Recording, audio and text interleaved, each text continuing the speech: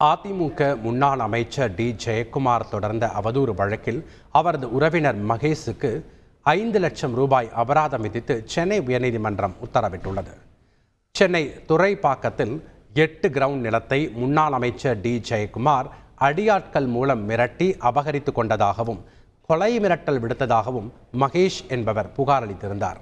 இதன் அடிப்படையில் ஜெயக்குமார், அவரது மகள் ஜெயப்பிரியா, மருமகன் நவீன்குமார் ஆகியோர் மீது கொலை மிரட்டல் உள்ளிட்ட 6 பிரிவுகளின் கீழ் சென்னை மத்திய குற்றப்பிரிவு காவல்துறையினர் வழக்கு பதிவு செய்தனர்.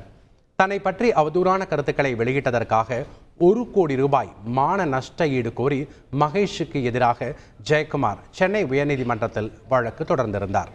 இந்த வழக்கு நீதிபதி CV கார்த்திகேயன் முன்பு விசாரணைக்கு வந்தபோது ஜெயக்குமார் தரப்பில் ஆஜரான வழக்கறிஞர் அரவிந்த் சுப்பிரமணியம், மகேஷ் 583 நாட்களுக்கும் மேலாக எழுத்துப்பூர்வமான வாதத்தை தாக்கல் செய்யவில்லை என தெரிவித்தார். இதையடுத்து அபராதமாக 5 லட்சம் ரூபாயை நீதிமன்றத்தில் செலுத்த மகேஷுக்கு உத்தரவிட்டு விசாரணையை ஜூலை 16ஆம் தேதிக்கு நீதிபதி தள்ளி வைத்தார்.